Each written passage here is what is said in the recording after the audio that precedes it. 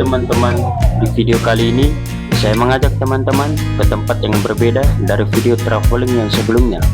Tempat yang akan kita kunjungi adalah Museum Bahari yang terletak di Sunda Kelapa, Jakarta Utara. Bagi kalian yang mau ke Museum Bahari bisa menggunakan transportasi umum. Tapi di sini saya menggunakan kendaraan pribadi. Kalau kalian startnya dari Teluk Gong seperti saya, tinggal lurus sampai jembatan 3 lurus terus nyampe Gedung Panjang, ketemu halte, belok kanan dan lurus saja ya teman-teman. Nanti nyampe di pertigaan lagi kita belok kiri seperti video ini ya teman-teman. Kita lurus terus, nanti sampai di depan ada persimpangan kiri, kalian ambil kiri saya teman-teman.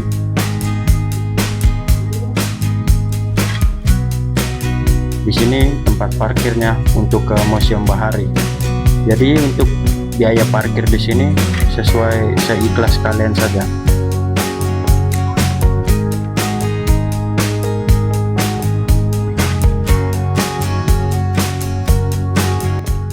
Tepat di parkiran motor ada meja kasir. Di kasir inilah kalian bisa beli tiket untuk masuk ke Museum Bahari. Seperti yang tertera pada video ini, ada daftar tiket. Untuk hari biasa, perorangan dibiayai 10.000, kalau weekend dikenai 15.000 per orang. Dan untuk mancanegara dibiayai dengan 50.000 per orang.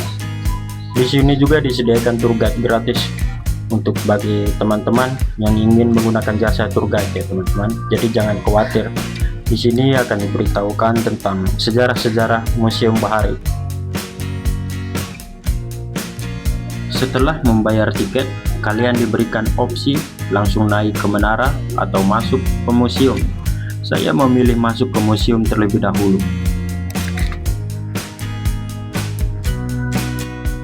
Museum Bahari tidak jauh dari parkiran. Setelah kalian memarkirkan kendaraan kalian ambil kanan, lurus 50 meter. Museum Bahari terletak di bagian kiri. Kalau di sini kita di depan tadi sudah membeli tiket ya. Jadi kita di sini masuk ke museumnya bisa lewat dari sini ya teman-teman.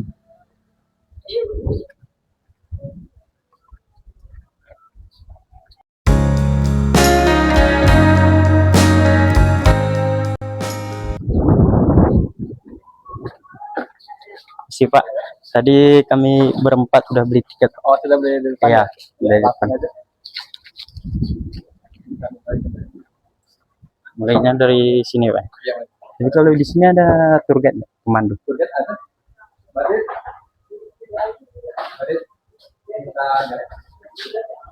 Ditunggu Bang ya? Iya siap.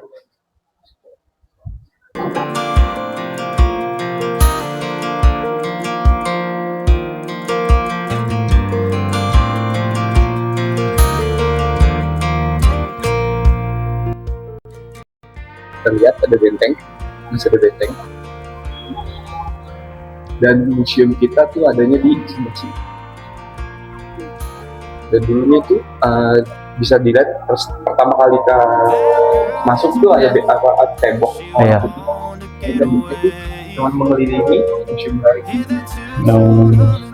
seluruhnya. Dan tersisa hanya di depan doang aja di museum Bahari. Dan di depannya kita juga ada namanya Sunda Kelapa. Dan ini ada kota tua. Oh, kota tua. Udah pernah kota tua? Udah Pak. Iya ya. Dulunya kota tua atau museum wayang nih. Museum wayang tuh dulunya sebelum ada museum wayang itu ada di gereja tua. Gereja tua. Ya. Baru gereja tua udah nggak ada. Berdirilah ke museum wayang. Iya, sebelumnya ini gereja. Di belakang kota tua tuh ada paling besar. Iya. Iya. Paling besar. Dan paling besar ini dulunya sangat bermanfaat. Karena apa sih? Karena dia tuh buat alat transportasi. Dia buat alat jalur transportasi bisa kemana aja. Dia bisa ke pelabuhan Sunda Kelapa juga. Tembus sampai Sunda Kelapa. Sampai saat ini masih ada. Iya. Kalau misalkan di sini, misalkan akan nanti apa namanya, Menara di situ depan. ya. Iya. Di menara depan, lantai ke atas, dan itu kelihatan semua. Ada kalinya, kali besar masih sampai sekarang masih ada, dan pelabuhan sudah kelapa kelihatan dari atas. Dan berikutnya juga ada ini Dena. Dulu pada zamannya Pak Ahok 2000 kurang lebih 2015 sampai 17, Pak Ahok tuh beneran pengen rencana dari museum sejarah atau museum kota tua, dia pengen nyatuin ke museum bahari. Ini museum kota tua, ini museum bahari. Dia tuh pengen ada akses. Dia dari kota tua ke museum bahari itu terlihat gampang. Kalau misalkan sekarang kan kayak susah ya? Iya, susah. Iya. Ya, makanya dia tuh pengen ada rencana buat bikin kayak buat transportasi lah. Ada hubungannya nih museum kota tua, museum wayang. Biar lebih deket nih kalau misalkan pengunjung atau teman-teman pengen ke museum bahari. Karena tapi pada 2018 Ahoknya terjadi masalah. Akhirnya rencana ini tuh gagal. Gitu. Dan ini juga ada kapal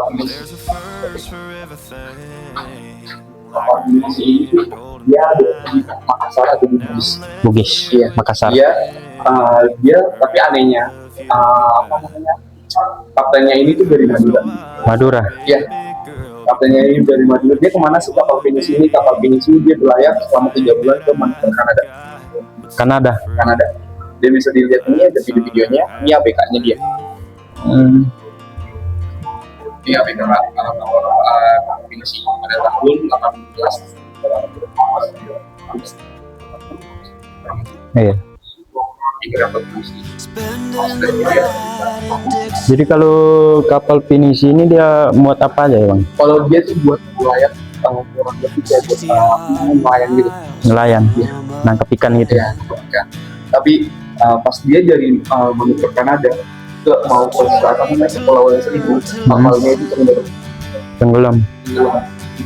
Karena ada kebocoran ataupun kesalahan teknis sedikit doang di sebagian di bawah lambung kapal ya? Iya. Dan ini ada bangkai-bangkainya seperti kayak diangkat. Ini bangkai dari kapal pinisi ya, Pak? Ini bangkai dari kapal pinisi. Iya. Dan ini teksnya sebelum ada diangkat-angkat modern. Box itu boleh. Jadi kita bisa lihat dulunya jangkar yang masih apa namanya itu tradisional. Ya, tradisional itu seperti ini. Dia pakai batu. Dan ini ada berbagai macam gambar yang kedua, ini udah modern. Oh iya. Iya asli. Kalau kapal Nusantara dulunya masih pakai ini sih. Jadi ini yang sebagai pemberatnya, Pak ya, batunya.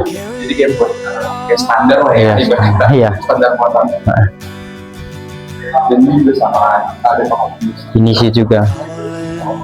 Dan dulunya juga sebelum meriamnya itu ada berbagai macam dari Nusantara sampai VOC. Kalau VOC itu tulisannya ada di situ. Ini hanya replika aja. Replika ya. Iya. Dan kita punya juga Nusantara yang seperti ini, yang lebih kecil aja sih sebenarnya. Tapi ada yang lebih besar daripada ini. Iya, kalau punya Nusantara sih mobilnya lebih besar. Asli besar. Asli besar. Cuma untuk dimuseumkan di replika. Kalau misalkan kita lihat ada di apa namanya, ada Senara, ada yang lebih besar. Itu cuma hanya ya bikinan aja. Kurang lebih bentukannya kayak gitu. Dan ini ada kapal lama dari Batavia atau kapal VOC dari Belanda. Dari Belanda. Zaman VOC, Pak. Ya, zaman VOC. Dia kapalnya ini berlayar. Dia sering ke dunia. Makanya kalau kapal-kapal yang sering ke keliling dunia itu dia ada layar. Oh iya. Dia tuh banyak layarnya. Beda sama kapal Nusantara yang kayak punya kita. Kalau misalkan kapal Nusantara kayak punya kita tuh kayak biasa aja, nggak ada yang layar. Nggak ada gitu. Karena emang luar negeri itu yang canggih sebenarnya. Kenapa lebih canggih? Karena banyak yang dia pengennya buatnya khusus kayak buat layar-layar tuh. Dia ini ya dari angin ya kalau. Ya, jadi kalau misalkan anginnya kan apa? Kedorong angin juga, makanya dia sebenarnya kebantu sama angin. Nggak pakai dayung, nggak ya? Kapal sebesar ini angin pakai dayung. Pegel. Dan dulunya di museum bahari itu kerja sama Pertamina Gas atau Pertamina. Kalau sekarang masih kerja sama? Udah enggak. Makanya sekarang dia berikan ya biar tahu kalau misalkan dulu Gas Pertamina itu berkolaborasi sama museum bahari. Kayak baju-bajunya. Iya. Dan ini tuh kapal terbesar di Indonesia. Masih berlayar sampai sekarang. Muat gas gitu ya.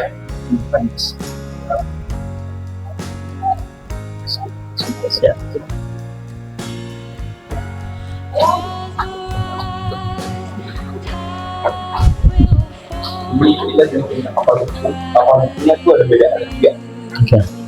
Dia itu kenapa sih beda-beda dan namanya juga beda-beda. Jadi ini masih awal.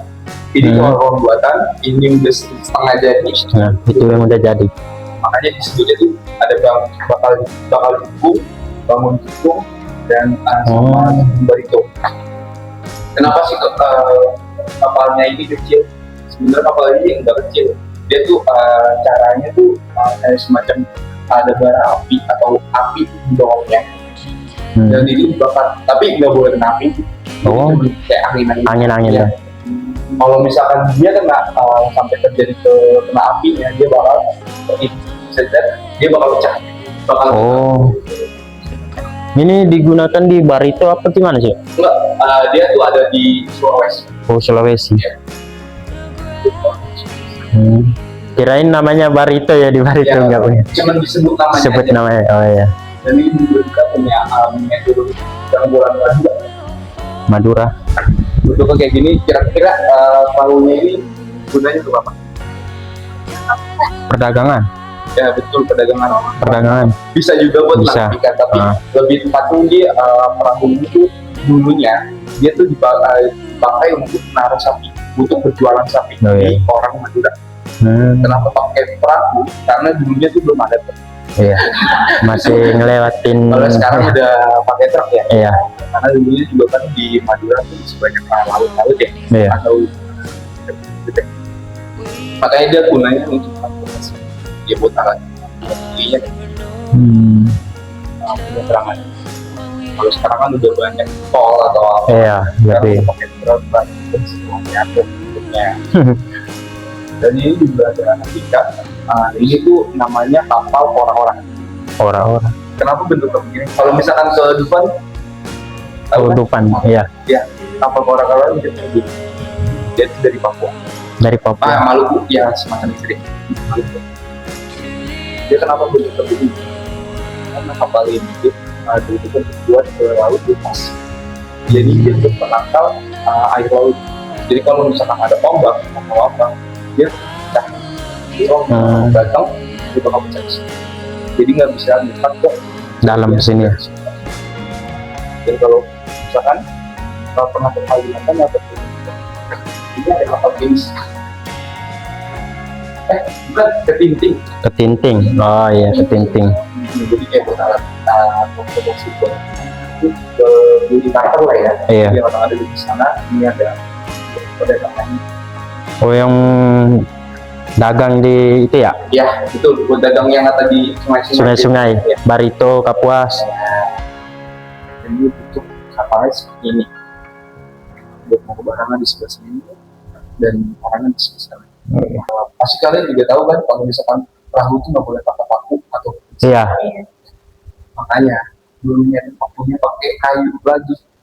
Palingan besinya palingan di atas doang. Nggak mungkin yang ada di bawah. Karena dari siapa namanya keseringan itu karat. Iya. Kalau karat pasti bakal bocor. Dan juga sebenarnya apa namanya Panaberu, mungkin kita udah pada tahu. Panaberu Panaberu ini dia masih orang tradisional. Jadi perahu yang baru jadi dia diupacarai adat seperti ini. Jadi dia mempercaya kalau misalkan perahu itu biar nggak kena sial. Iya. Kalau misalkan udah baru jadi dia diritualin seperti ini. Kalau misalkan udah perahunya udah bawa ke laut, amit-amit perahunya itu tenggelam atau ada musibah atau kena sial. Makanya di Tanah Biru masih kental pakai adat istiadat ini. Kalau kita kan ya udah aja ya. Iya. Dan kita juga di Jambi pernah ketemu atau penemuan sampah kapal. Jadi ini nggak bisa sembarangan juga buat makan Ngambil. karena apa? Karena emang mencegah biar alatnya ini atau kerangka kapalnya ini nggak apa namanya itu Hancur. nggak berantakan, ya nggak hancur atau nggak berantakan. Dan ini kurang lebih dia penelitian selama 3 bulan, kurang lebih selama 3 bulan sampai 4 bulan, karena emang apa ya, biar ini tuh nggak hancur atau masih ada khasnya orang dulu. Jadi kalau misalkan temen-temen atau kakak main ML, Iya. ini ada kapal Isun. Kapal Isun sini Dari Cina ya? ya, dari Cina. Namanya Cina. Dapat buat apa? Kalau ini Lamelera ini tempat kampung saya nih. Iya. Oh, Ada juga ya. ada. Karena emang kita kan buat kayak kapal-kapal tradisional Nusantara. Penangkapan paus. Iya. Jadi pernah itu sini? Pernah. Ngalamin? Pernah. Nah itu belum, coba dilihat. Oh lihat tuh. Kita next langsung nonton aja kali. Oke. Nonton. Boleh. Ini rencananya emang ke Museum Bahari sebenarnya. Ya kalau sebelumnya ya sering ya paling mainan kemana ya, Kota Tua, Monas, Tapi kalau tahu udah pernah ke Museum HI. Bahari. Belum. Nyobain ke keramik. Biasa juga atau ini dan sirat tuh dia ada kayak buat pameran sendiri apa keramik gitu. Oh iya. Di museumnya ya, Pak? Iya, di museum keramik. Kalau museum keramik kan tahu kan ada yang sebelah yang putih warna putih, Ah. yang depannya paling bagus. Oh. Iya. Lihat, mereka sedang berdagang. Ada yang jual coklat kesukaanku nggak ya? Yang mereka dagangkan itu bernilai Bisa melanjutkan kembali selesaikan untuk ruangan yang belum melihat koleksi. Oke, siap. Ini jadinya begini lah. Sama kayak tadi ini Yang Finisia. Ini pernah melingin 7 samudera karena apa? Kita ajak semua. Pernah program Pak Soeharto 1986 68 hari dalam perjalanan hanya mengandalkan layar, dayungnya 2 yang kayu tadi. Itu 68 hari yang ikut 12 orang. Ada Pak kita ajak cuma, ada Pak Hasan, Pak Hussein, itu program pemerintah kita. Inilah dari Sulawesi atau Makassar. Nah, disinilah kebanggaan bangsa Indonesia memiliki membuat perahu yang kuat dan kokoh. Kayunya adalah kayu beling. Kalau dari Jawa yang oleh Majapahit kayu jati. Kuat juga. Itu semuanya jati. Oh, mana ada jati semua dari Jawa, dari Wonogiri zaman dulu ya. Kita udah diganti mau tahu. Iya. Jati semua. Dulu catnya merah semua. Berarti ini jati semua, Pak ya? Iya. Jadi orang Belanda itu ngambil dari kayu Jawa. Kalau perahu ini ada 3 atau 4 kayu beling, halaban, kumur, kayu gila. Tapi ada rangkap kayu finisi. Membuat kalau dulu bisa setahun, kalau sekarang pakai mesin, ini bisa setengah tahun. Di pos ya. Jadi panjangnya asli 12 meter, lebar bodinya 8 meter, maka seorang Makassar graduation atau sekelompok Pak kita sampai ke Amerika. Kenapa ada 7 layar? Mungkin dia pernah melintas di samudra ini filosofinya nih. Allah atau mungkin yang layarnya lam alif. Jadi orang-orang dulu nggak sembarang. Pikirkan lama dulu yang leluhur-leluhur dia itu masing-masing Nusantara. Jadi Om bikin dari awal, dari seperti ini sampai ya seperti ini, sudah sedikit mungkin 70%, yang ini sudah 100%. Tinggal bikin tempat kalau orang beli bisa di bawah. Yang asing kan orang kita.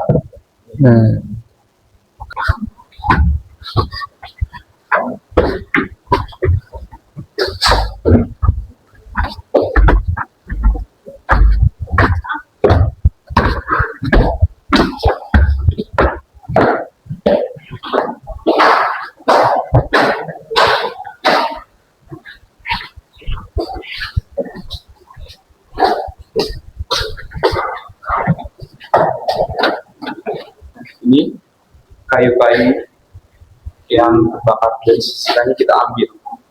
Sebagian bukan buat ruangan memorial aja sih sebenarnya. Dan kayunya ini tuh sangat berharga sih sebenarnya. Dan ini kayu ini tuh kurang lebih selama 3 hari baru bisa padam. Karena kalau misalkan dia kena angin, Hidup lagi. dia hidup lagi. Makanya dia tuh maksudnya kayak lebih kuat aja kalau misalkan udah kebakar. Ini yang kayu dari bangunan yang asli. Iya, kayu bangunan yang asli sekarang udah bisa dilihat udah ganti. Tapi kalau kebakarannya ini disebabkan Oleh konsleting. Jadi pada tahun 2018 kita karena konsleting musik konsleting listrik jadinya kebakaran. Ini dia. Ada contoh ini hanya gambar. Jadi dulu juga pernah dibikin kayak pameran, bukan pameran sih, perlombaan. Jadi gambaran orang yang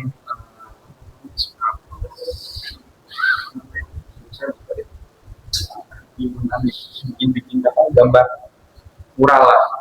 Mural. Ya, gambarin. Ini ada foto-fotonya. Di ruangan kita yang tadi di bawah. Gitu kan. Ya. Kira-kira kebakaran itu berapa persen? Ini Ya, di 40%, 30% sih. Soalnya ada yang bagian atas paling parah tuh yang di belakang di belakang sana. Yang tadi di kantor. Itu paling parah. Kalau untuk bangunan yang bagian depan Masih aman. Soalnya kan ini ada yang di belakang, bukan di depan. sedangkan yang depan itu yang masih asli yang Yang depan itu masih asli semuanya yang tadi kita pertama perahu-perahu itu masih asli. Ya. Tahun berapa tadi? 2018 ya? 2018.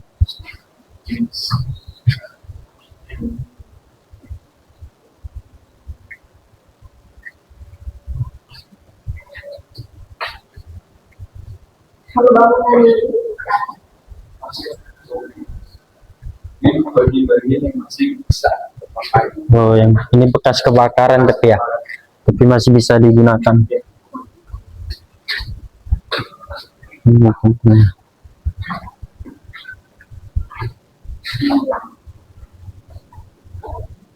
Dan dulu ruangannya itu bekas kurang lebih bekas pameran.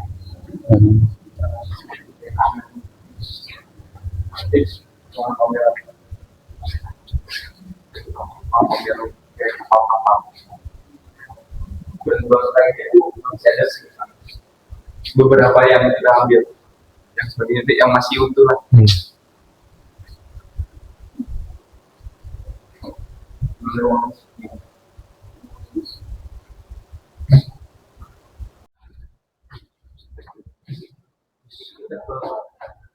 Miniatur kapal-kapal Nusantara yang buat pameran di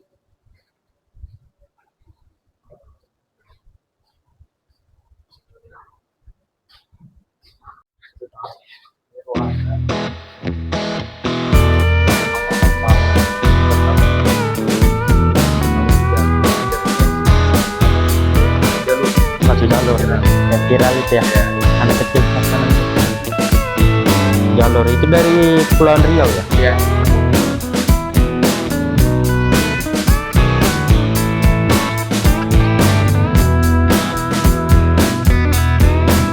I hear you talking at work to the boys in the gym, talking at the bar till I walk in. Baby, why won't you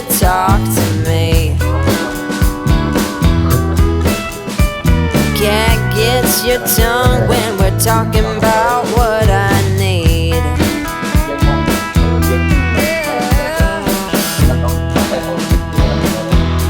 balon darah. Say what you will at the hardware store. Don't get you started talking about sports, baby. Why won't you talk to me?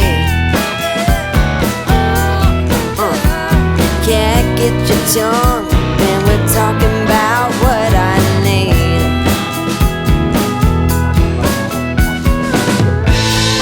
Think you're the silent type, but that ain't what I like. I need a man who knows how to speak, so talk to me.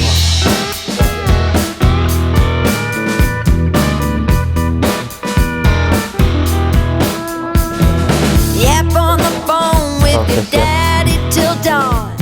Fishing with Bukan jelasin, dianya main-main. Main-main kalau anak TK. Dan singkat-singkat aja.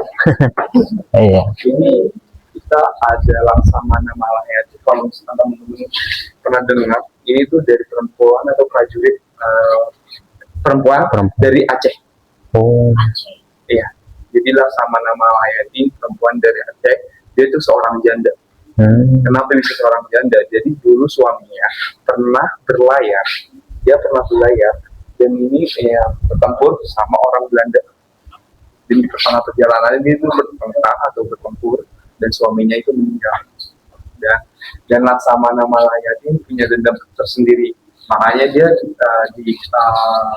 di Aceh dia bikin prajurit para janda. Oh, Namanya khusus prajurit perempuan. Iya, khusus perempuan. Namanya prajurit Inong Bale.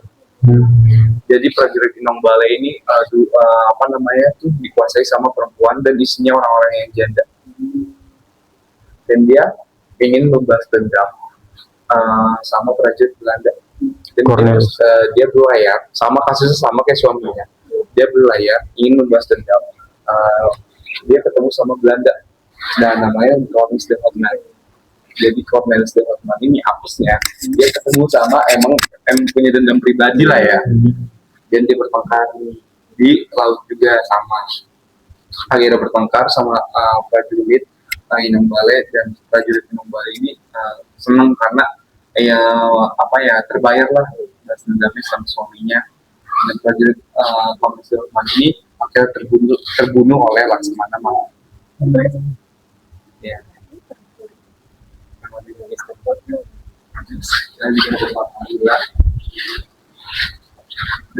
tadi ada nggak nonton nggak ya berapa Thailand?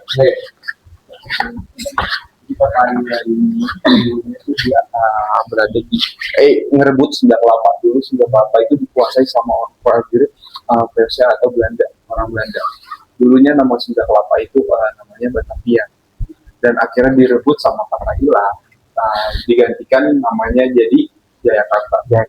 Sampai saat ini udah namanya Jakarta. Dulunya itu kota Batavia nih seluruhnya. Sunda Kelapa sama kota tua itu namanya kota Batavia. Akhirnya direbut sama Thailand, diganti namanya Jayakarta. Sampai sekarang namanya Jakarta. Kalau misalkan teman-teman pernah ke Semarang, ini ada namanya Laksamana Cengho. Cengho dari Cina. Iya, dari Cina. Laksamana Cengho ini dia raja setia. Dia orang Islam tapi dikebiri. Karena apa? Karena dia nggak punya keturunan. Makanya dia sesetia itu sama kerajaannya. Dan ini ada pelayan Cenghonya. Jadi itu dia orangnya setia biar nggak punya keturunan. Biar rajanya itu biar dia terus. Dia setia sama kerajaan. Kalau misalkan ke Semarang juga, dia ada partnya lebih besar. Dan konflik juga sih di situ ada cerita-ceritanya semuanya.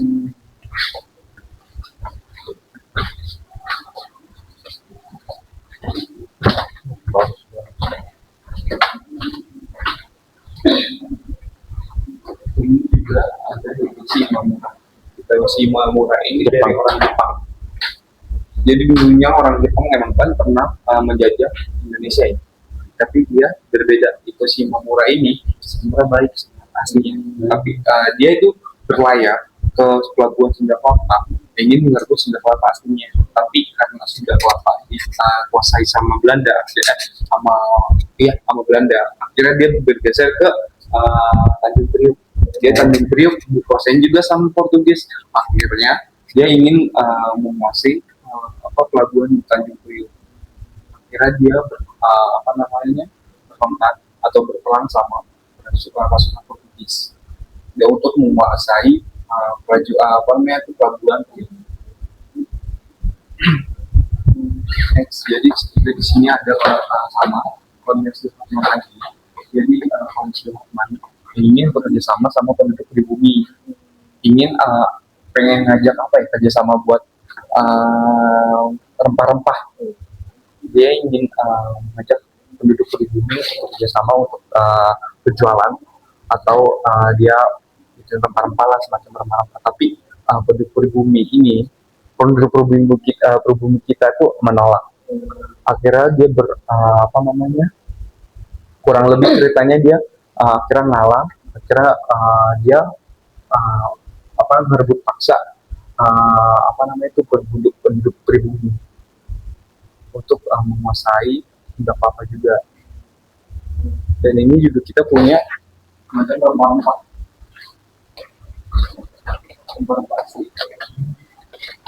asli. Ya. Boleh masuk. Boleh dipegang juga, boleh dicium juga. Siangnya. Pas banyak dan ada kayu manis. Kalau yang hobi masak pasti tahu.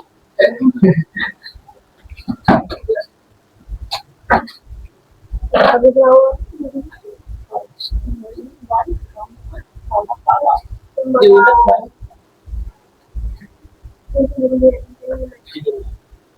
Pasti nggak ada yang tahu tuh cabai Jawa. Iya, baru saya juga baru lihat. Kayak siri ya? Iya. Tapi saya juga kurang tahu sampai saat ini juga belum ada, baru itu. Dulunya tuh nggak tahu sih, katanya berharga karena, tapi kurang pedes katanya.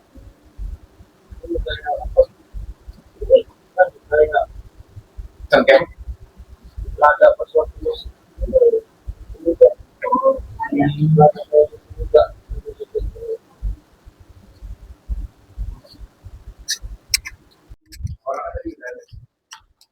Jadi ini semuanya dari semua orang ini dia tuh menguasai Sunda Kelapa yang pertama ya. Jadi orang India ke Sunda Kelapa untuk apa sih?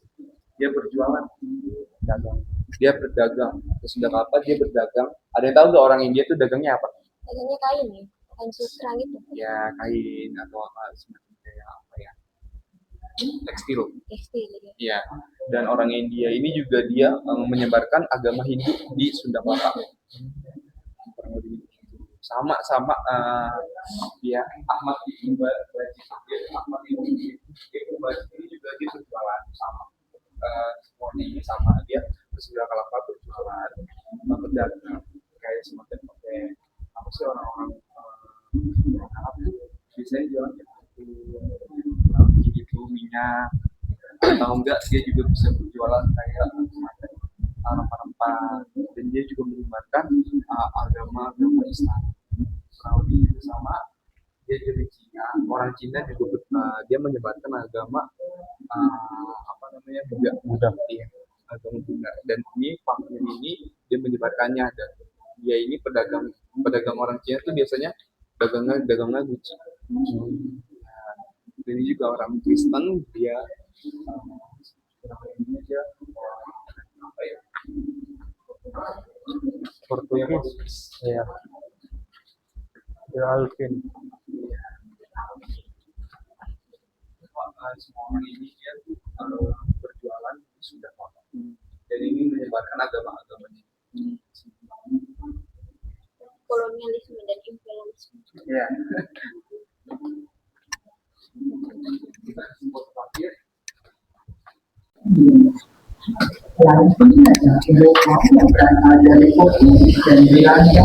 Saya lihat tadi dulunya itu di bawahnya itu rempah-rempahnya baru dikerek. Baru bikin bahan baru dia ditaruh di atas buat dijemur. Kalau misalkan udah dijemur dijual lagi. Jadi juga tiga yang tadi saya bilang.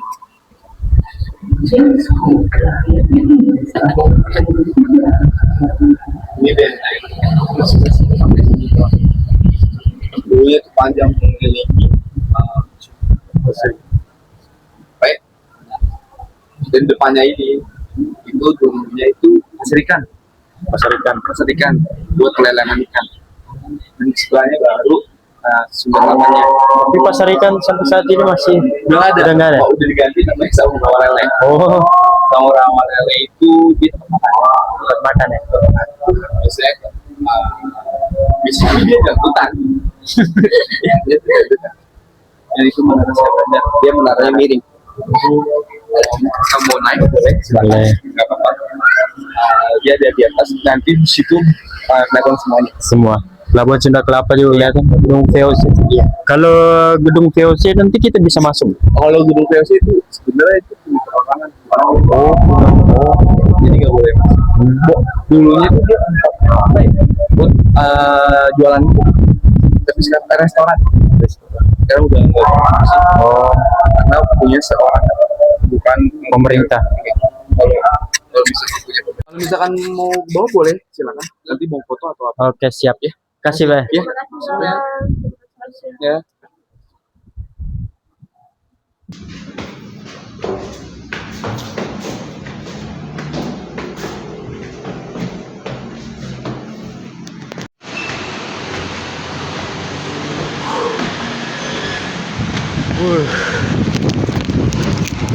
Ada.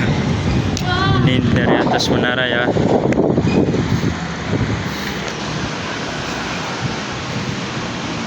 Pemandangan dari Menara Syah Bandar.